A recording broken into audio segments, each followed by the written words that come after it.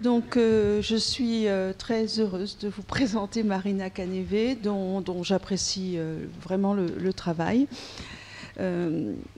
Pour aller vite, on pourrait dire que ce qui réunit ces travaux, c'est une interrogation sur la manière dont se construisent nos formes de représentation et le fait de travailler par le biais d'approches multidisciplinaires, transdisciplinaires.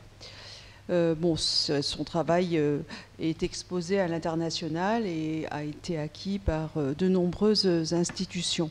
Alors plutôt que de le présenter comme ça moi-même, je pense que vous allez le découvrir au fil de notre échange.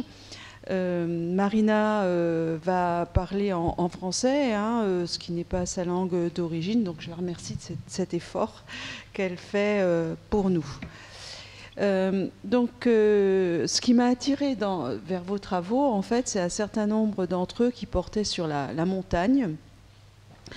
Il y a eu le projet Calamita, qui est un projet curatorial qui a été initié en 2013. Il y a eu un ouvrage, Are There Rocks or Clouds, qui est sorti en 2019, et puis plus récemment l'ouvrage The Valley Between Peaks and Stars, qui est sorti en 2021. Et il se trouve que ces trois travaux se réfèrent, enfin pas exclusivement, mais se réfèrent à la région des Dolomites en Italie.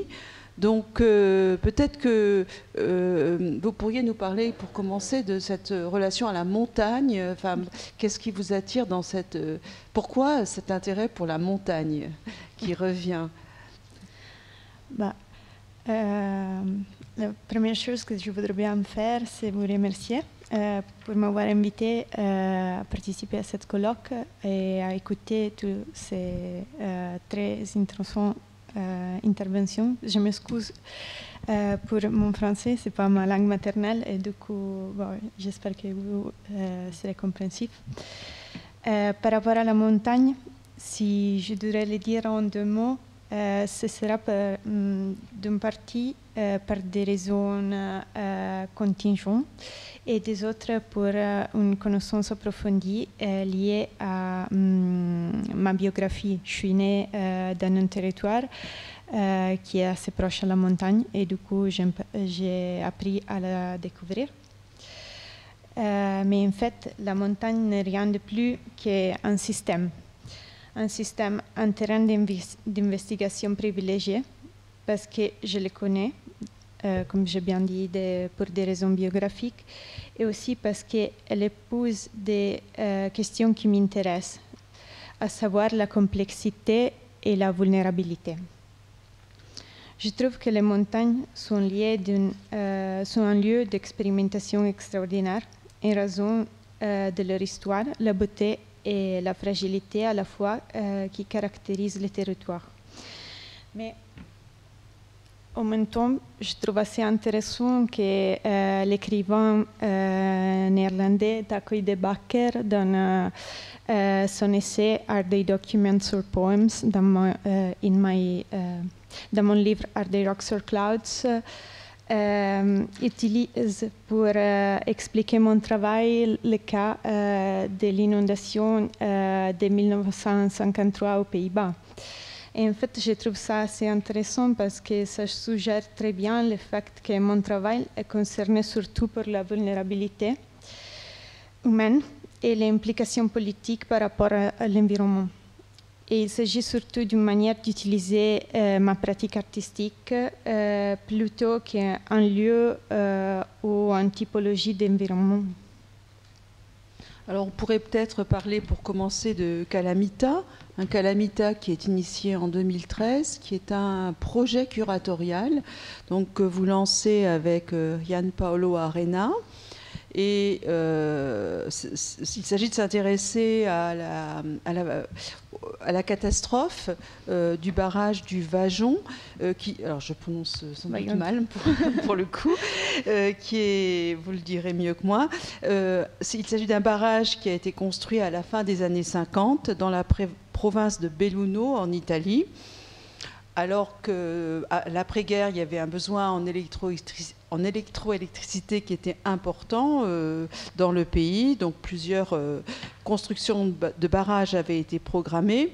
Et celui du Vajon était le plus grand en Europe alors. Et les ingénieurs se focalisent sur des questions techniques pour réaliser cet ouvrage d'art et se montrent peu attentifs à la structure géologique des versants de la montagne, de sorte qu'ils ne prêtent pas attention aux multiples alertes qui sont observables pendant la construction de l'ouvrage d'art. Et qu'ils ne se rendent pas compte qu'une fois le réservoir rempli d'eau, cela peut provoquer des glissements de terrain importants. Et donc le 9 octobre 1963 à 22h39, la catastrophe se produit. Il y a une vague de 150 mètres de haut qui franchit le barrage et qui se dévale dans la vallée en contrebas. Et il y a plus de 1900 morts. Donc le désastre du Vajon a fait couler beaucoup d'encre. Il y a eu des films, des récits divers sur cette catastrophe. Et c'est un récit qui prend un petit peu valeur de parabole, puisqu'il exemplifie en quelque sorte la surdité des ingénieurs tenant de la modernité technique et enfermés dans des logiques économiques. Donc voilà, vous partez de cette histoire et vous allez engager un certain nombre d'artistes à travailler avec vous dans la vallée du Vajon, à travailler sur les restes de l'événement, mais aussi sur la mémoire de cet événement. Donc est-ce que vous pourriez nous en dire un petit peu plus sur ce projet ? Oui. Ouais, en fait, à ce moment de ma carrière, en 2013, je sortais de l'école et je m'interrogeais beaucoup sur le rôle de la photographie dans la recherche territoriale, et notamment par rapport aux expériences des campagnes photographiques d'initiatives surtout publiques, comme la Farm Security Administration ou la DATAR ou la mission photographique de la Transmanche, plutôt que Milan sans frontières, Milano senza confini. Et tous ces exemples ont en commun le fait qu'ils sont liés par une forte volonté de documenter et qui sont d'initiatives publiques. Parmi tous ces exemples, il y a aussi quelque chose d'assez spécial qui s'appelle Viaggio in Italia, Voyage en Italie, qui était une campagne lancée par Luigi Ghirri avec Gianni Leone et Enzo Velati, et est née dans la volonté des auteurs même de construire une archive sur l'Italie contemporaine à travers de multiples visions des auteurs, mais aussi des différentes disciplines, dont, dans ce cas particulier, l'écriture avec des textes de Carlo Arturo Quintavalle et Gianni Celati. Et Calamita s'inspire beaucoup à cette expérience, surtout en ce qui concerne l'indépendance à l'égard de tout monde. Et du coup, avec Gianpaolo Arena, j'ai décidé de commencer cette expérience assez expérimentale pour nous. Le nom Calamita, en fait, se divise en deux mots en italien et se réfère pas seulement à la question de la catastrophe, qui en italien s'appelle calamita, mais aussi à l'attraction que notre société éprouve par les catastrophes. Calamita, ça veut dire manier. Pour nous, Vajon était un grand défi, et surtout l'histoire d'un territoire marqué par un épisode si tragique, et pour cette raison devenait très attractif. Presque une attraction dangereuse et cathartique pour un paysage de mystère impénétrable. Une sensation si bien décrite par le cinéaste Peter Weir dans son Picnic at Hanging Rocks, un film de 1975. Avec Calamita, nous avons demandé à une série d'auteurs de nous joindre sur les Vajon et travailler de manière personnelle Et en fait, notre projet aborde la question à la fois au niveau du site spécifique dans la région du Vallon, avec les travaux des artistes internationaux qui travaillent avec des différentes pratiques et modalités, surtout des modalités. Et en plus, ils agrandissent avec des entretiens sur les thématiques du Vallon, mais de toute façon regardées dans le monde. Et aussi avec des projets éducatifs. Le projet Calamita est un projet collectif où les individualités et l'identité participent activement à l'analyse et à l'interprétation du territoire. Et ce qui nous beaucoup intéressé, c'est l'évolution de la perception du catastrophe et la mutation du territoire. En fait, c'est pas évident qu'on a travaillé 50 ans après, oui, 5 ans après l'événement de la catastrophe. Et si la préservation de la mémoire est importante, elle doit en même temps être mise en relation avec ce qui est contemporain, je crois. Et en fait, on a créé une plateforme en ligne et là, depuis le début, nous avons choisi de montrer les projets en cours, ce qui est assez spécifique. Parce qu'en fait, on voulait qu'il devenir surtout un workshop. Et il y a de la photographie, il y a du son, des recherches urbaines, du texte et de la vidéo. Et en fait, ce projet s'est concrétisé en 2016 avec une publication de Walking Mountain, dessinée par Sybren Kaupier, un designer néerlandais. Et, en fait, c'est un livre assez compliqué, c'est fait de trois parties, mais en fait, il rend en manière assez simple l'expérience organiquement, recueillant d'une part une réflexion sur les Vallons, sur le thème du Vallon, et d'autre part les travaux des auteurs et enfin les entretiens comme des fenêtres sur le monde. Alors le projet n'est pas terminé puisque vous projetez d'autres, enfin des suites à ce travail entrepris. Qu'est-ce que vous envisagez dans les mois qui viennent? Ouais, en fait, c'est pas les mois, mais c'est plutôt les ans, parce qu'en fait, les plans, c'est de continuer à travailler sur ce projet au moins jusqu'à 2023. Qui ça sera le 10e anniversaire du projet, mais même le 60e anniversaire de la catastrophe. Et d'ici 2023, s'achèveront les travaux d'un groupe de photographes, parmi lesquels Giampaolo Arena, Céline Clanet, François Deladerrière, Michela Palermo, Petra Stavast, Jan Stradman et moi-même.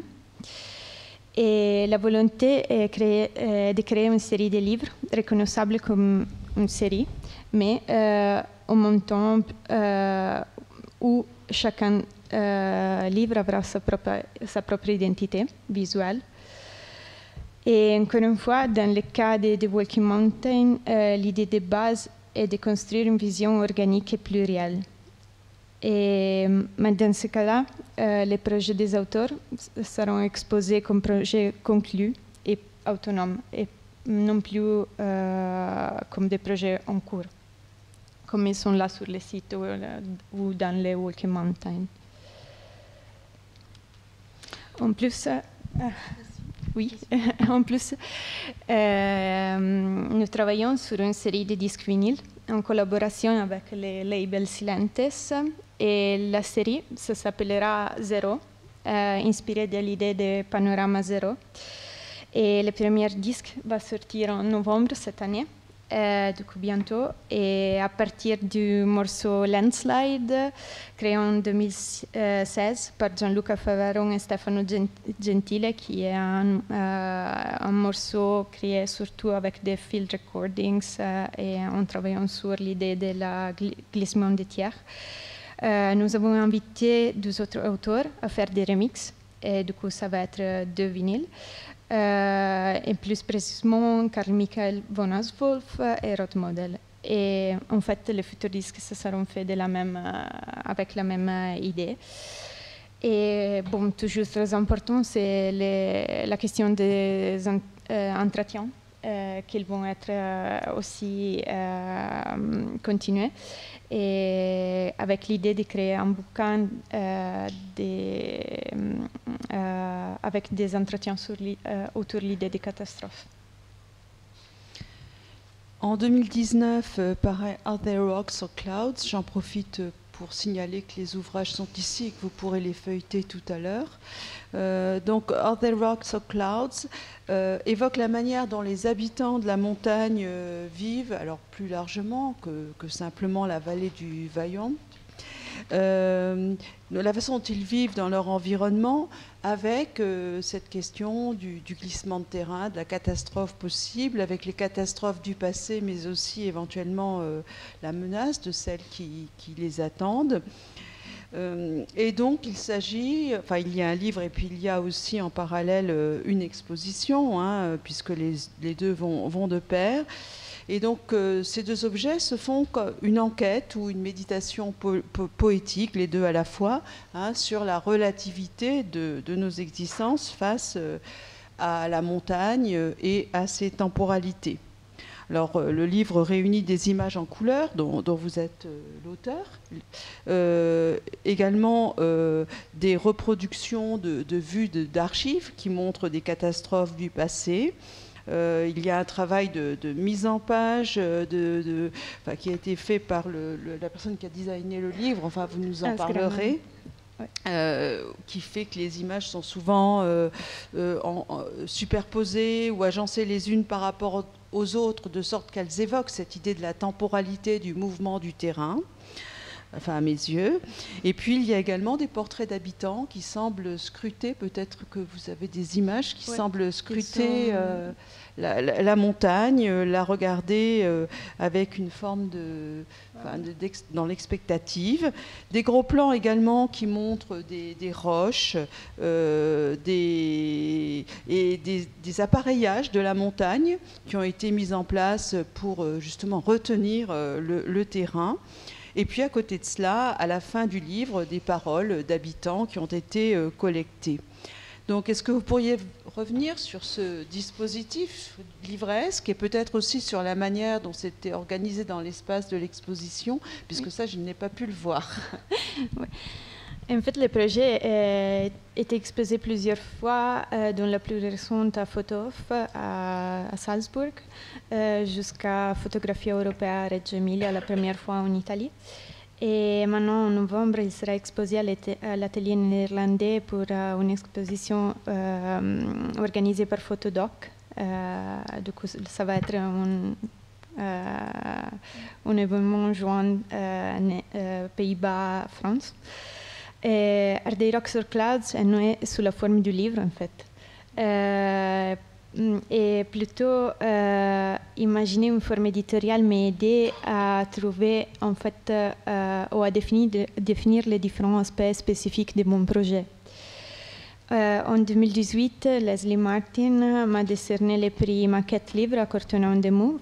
Et alors, grâce à la collaboration avec l'écrivain conservateur Taco De Backer, les dessineurs et l'éditeur Hans Kremen a été impliqué. Et qu'est-ce qu'Hans a fait? C'était assez important pour moi parce qu'il a réussi à transformer ce qui était un prototype dans un vrai livre. Du coup, ce qui était quelque chose d'assez handmade, d'assez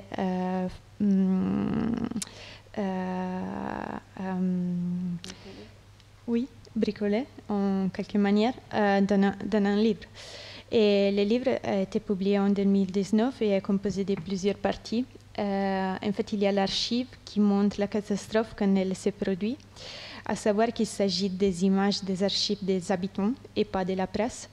Et ça, c'est pour moi assez important parce que, en fait, il porte l'attention sur le fait que mon projet traite le thème du risque et pas forcément du danger. Et en fait, à niveau linguistique, ces deux mots ils sont assez différents parce qu'en fait, les risques à voir avec les habitants des lieux et pas forcément avec le fait de traverser occasionnellement en place. Et après ça, il y a une stratification qui fait référence aux couches de roches, bien sûr, qui sont représentatives de la structure historique et géologique des Dolomites, mais même au fait que ces genres d'événements, les glissements de terre, souvent, ils reviennent dans les mêmes lieux. Et ça introduit aussi la question de la représentation. En plus, il y a les images du paysage et tout le temps avec l'idée du fragment. Les portraits et les documents.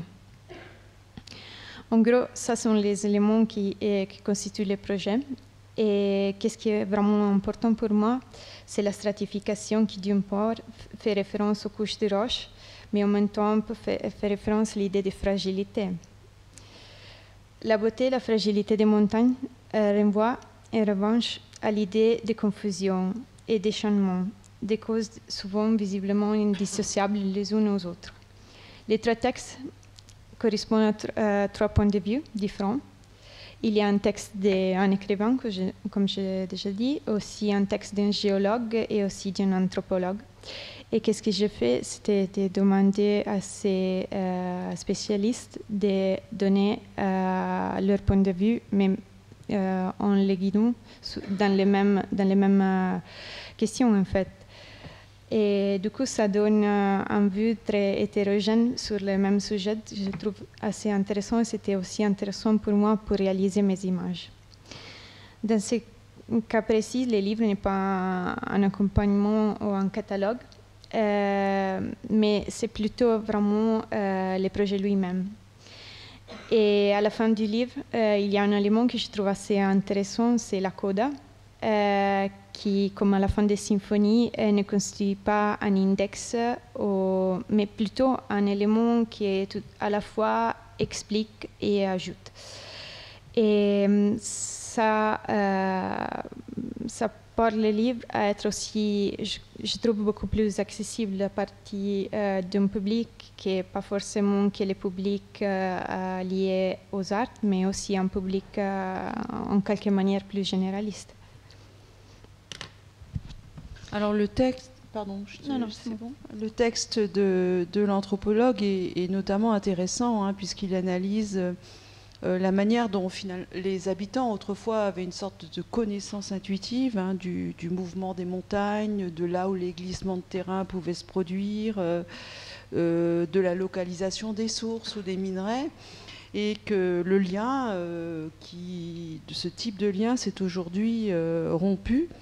Et du coup, sous l'effet d'une part d'une approche relativement prédatrice des ressources et des territoires, d'une conception aussi beaucoup plus fragmentée du temps, et donc que ce rapport intuitif s'est rompu, et ça rejoint les considérations que vous aviez tout à l'heure sur les notions de risque, de danger, puisque l'appréhension des phénomènes naturels s'est donc modifiée.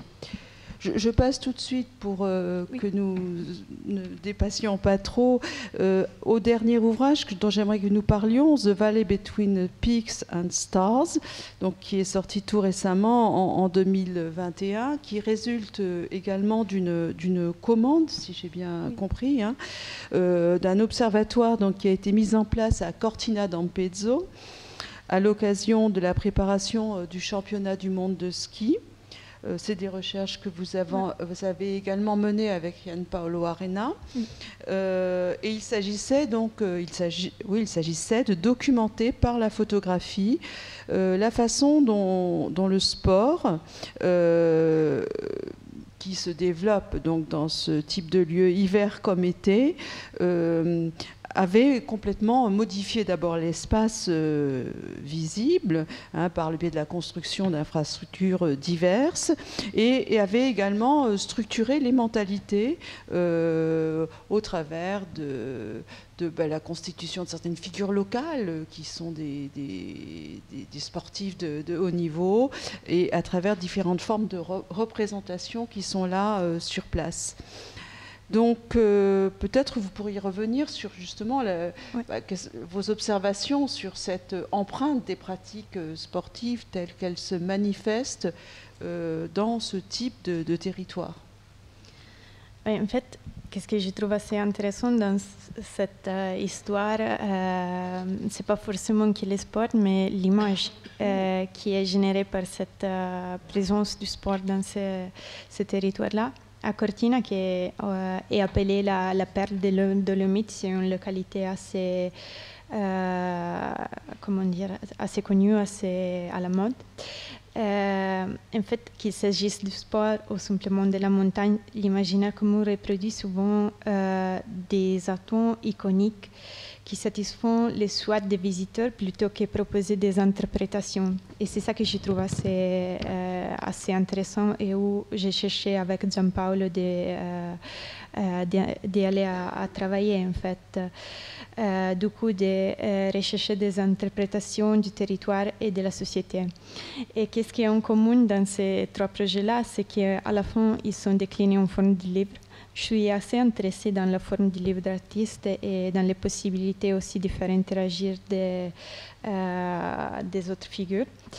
Et en fait, c'est ce que je me demandais si c'était possible de contrer cette attitude liée à l'image du désir en portant un atome renouvelé au paysage devenu presque une icône de soi-même. Et avec Osservatorio Cortina 2021, par exemple, nous nous sommes fixés comme objectif de regarder toute une série d'éléments dans les tomes déterminés de 3 ans, c'est-à-dire la montagne dans l'hiver plutôt que la montagne dans l'été, plutôt que les infrastructures de la rue ou du sport. Et en fait, l'histoire du sport. Les éléments que nous avons choisis sont devenus des chapitres et ne servent à construire une image globale de l'écosystème montagne Cortina et aussi à interroger comment ce territoire répond aux impulses générés par la conception d'un grand événement sportif forcément ancré dans l'idée du lieu. Qu'est-ce qui est intéressant, c'est qu'à Cortina, chaque famille, presque chaque famille, peut raconter l'histoire d'un événement lié aux Jeux olympiques plutôt qu'à la Coupe du Monde. Et j'ai vu ça aussi dans des autres endroits, bien sûr, comme à Cervinia ou à Zermatt. Et là, à chaque foyer, vous pouvez entendre l'histoire d'un alpiniste. Du coup, c'est quelque chose d'assez commun dans la montagne. Et ce qui est intéressant dans le sport, c'est qu'il caractérise vraiment l'histoire culturelle des lieux. Les albums de famille, par exemple, ou les souvenirs sportifs des Jeux olympiques de 1956 à Cortina ont valeur de la matière malléable. Et on s'est demandé plusieurs fois comment éviter de sacraliser en fait le passé jusqu'à la lassitude et plutôt de reconnaître ce genre de passé avec les contemporains. Et encore, les paysages m'ont beaucoup aidé à trouver des connexions et aussi à générer avec des fragments une sorte de compréhension et prise de conscience renouvelée sur la culture montagnarde. Donc vous mélangez dans cet ouvrage des prises de vue faites sur le terrain et puis la reproduction de cartes postales, de photographies anciennes, d'images vernaculaires.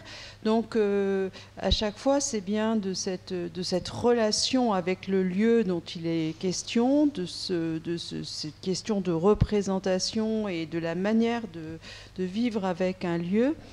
Alors je pense au géographe Augustin Berg qui théorise la question du paysage comme en termes de relation. Il parle de trajection paysagère pour désigner cette question de la relation intermédiaire. Trouver le paysage dans cette relation intermédiaire. Est-ce que vous diriez que c'est précisément cette relation qui vous intéresse? Est-ce que c'est une manière d'aborder les choses qui pourrait vous convenir? Je peux dire que je suis fascinée par l'idée que notre rapport à l'histoire est un rapport à des images prédéfinies imprimées dans nos esprits. Et à la période contemporaine, on retrouve des traces de notre origine et l'architecture de notre imaginaire se manifeste dans la stratification, où les images par assonance avec des autres images qu'on a déjà vues, délange des réflexions articulées.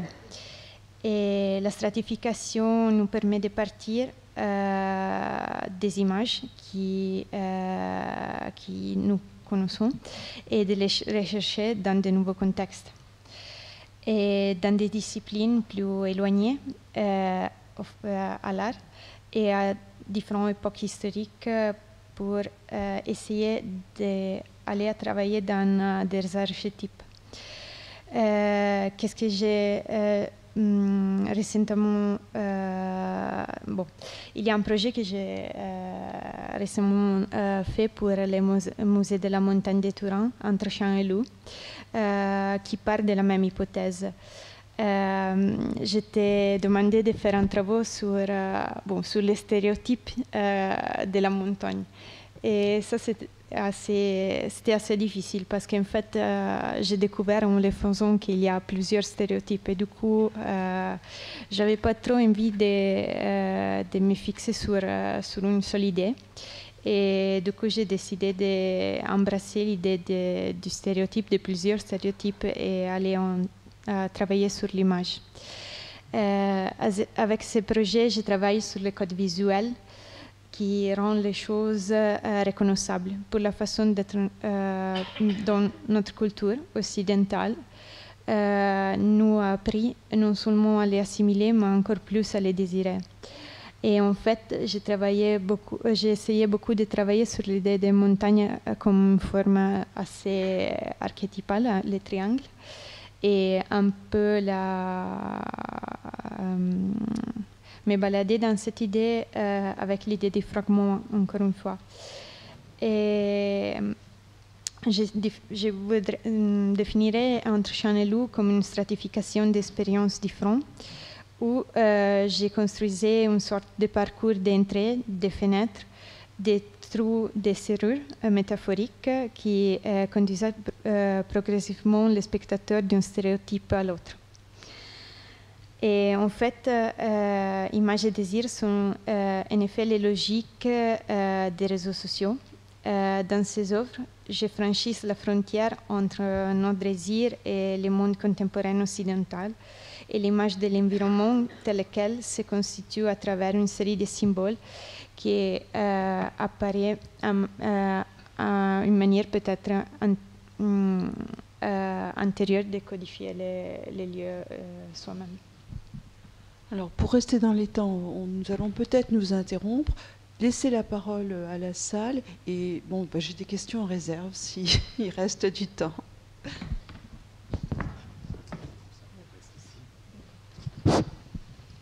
Voilà. Est-ce qu'il y a des questions?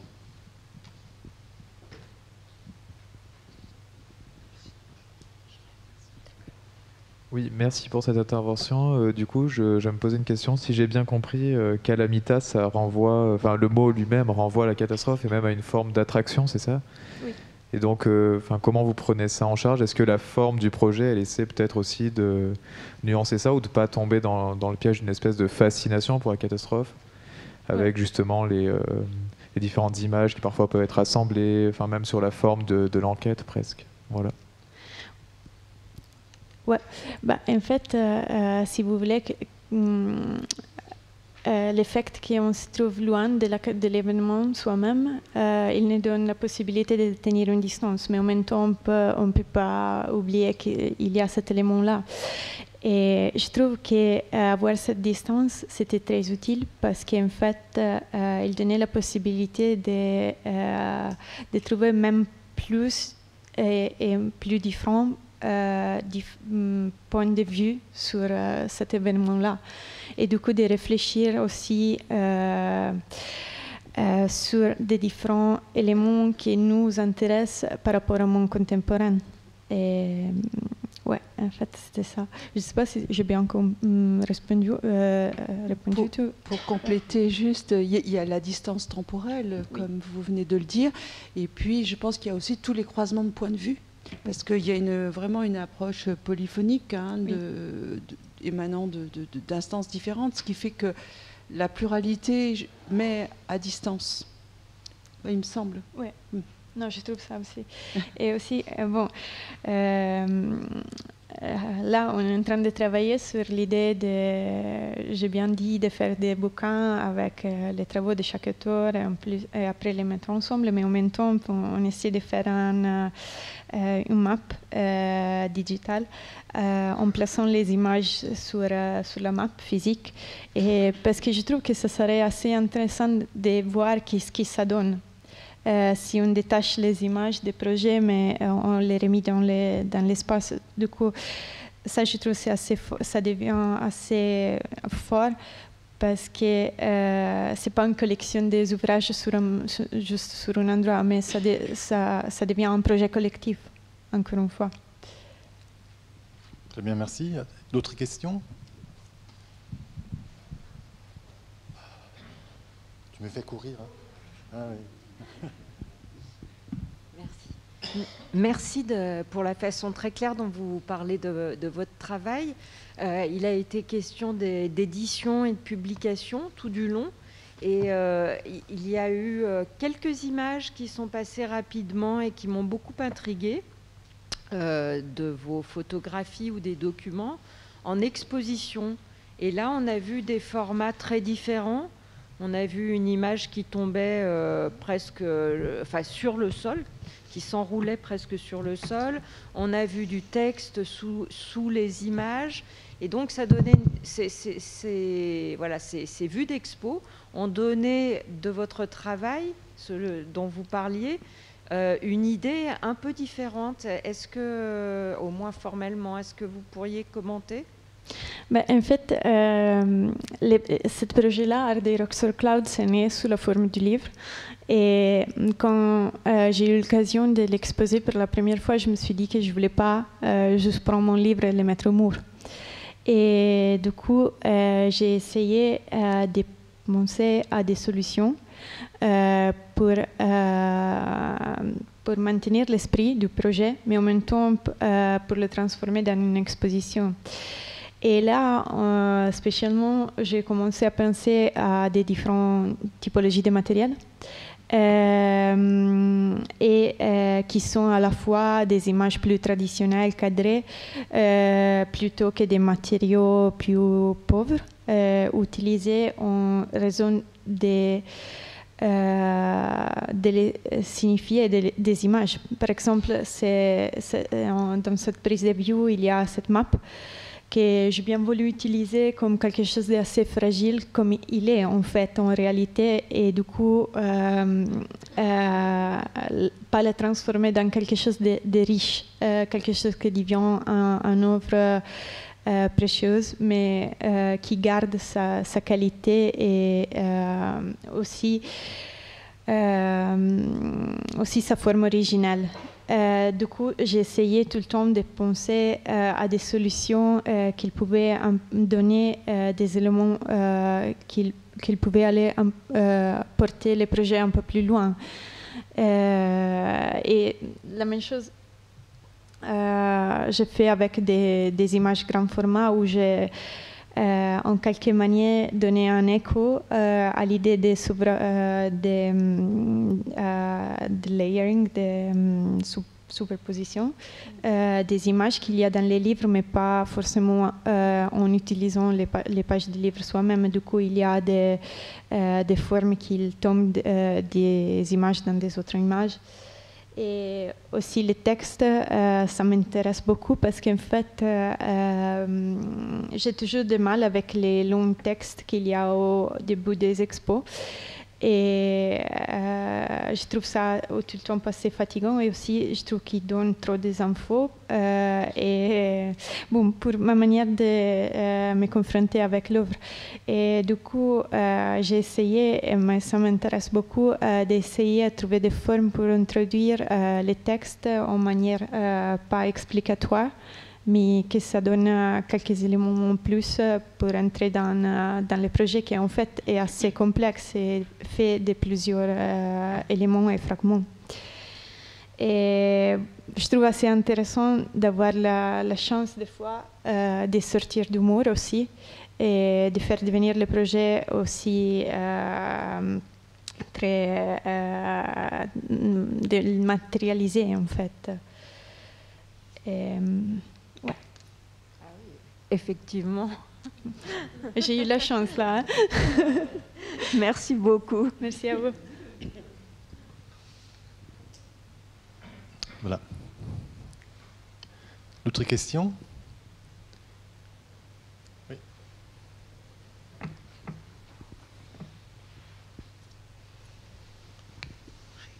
Oui, mais, merci pour cette présentation. Il m'a semblé, dans ce qu'on a vu de votre travail, il m'a semblé qu'il y avait une unité de lumière, du coup de couleurs. Est-ce que vous photographiez toujours dans les mêmes... Enfin, est-ce que vous choisissez vos luminosités, disons, non pas entre chien et loup, mais entre, oui. Dans des lumières très atténuées ou dans des situations de mi-saison, comme on dit, oui. Ni hiver, ni été, ni automne, ni... Est-ce que c'est une volonté ou est-ce que c'est une part du travail qu'on a vu? Ouais. En fait, il y a quelque chose qui, pour moi, dans cette question, il y a quelque chose, pour moi, c'est assez important. Quand j'ai commencé à travailler avec la photo, une des premiers livres que j'ai lu, c'était Susan Sontag, précisément concernant les douleurs des autres. Et je me demandais si les images, pour avoir un effet sur nous, ils devaient être très poignantes, très fortes, très dures et très directes. Et en fait, moi, même pour ma pratique, je n'envisageais pas ça parce que ce n'est pas ma manière de me confronter avec la réalité. Et du coup, j'ai essayé de trouver des manières assez...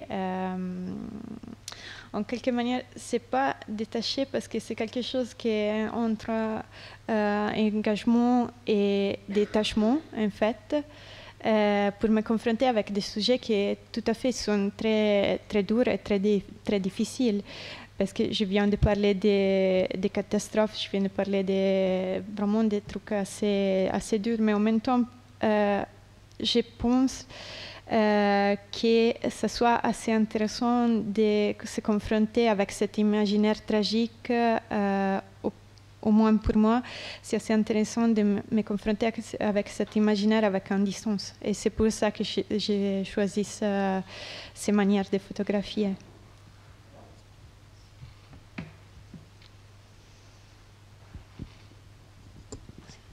Là, j'ai vu une phrase, Nature's failure is inevitable, we can only face it. Comment vous voyez la failure de la nature par rapport à l'anthropocène? Est-ce que la nature peut faire un failure? Ouais, en fait, c'était par rapport aussi à les glissements de terre. En fait, tous les pensées sur cette thématique, spécialement dans les années 70, était conduit par une pensée technocentrique où les techniciens avaient l'idée qu'avec la technologie, ils pouvaient fermer les glissements des tiers, ce qui n'est pas du tout possible. Et ça révélait dans les années après. Et en fait, je trouve, et j'embrasse l'idée que la nature a des failures, comment dire en français,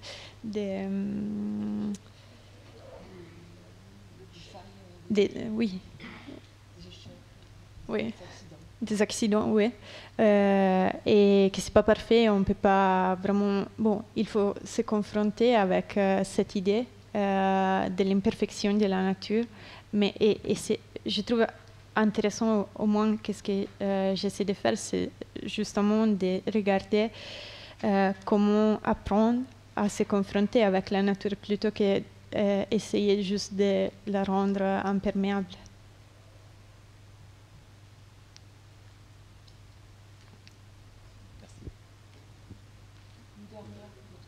Et après quoi?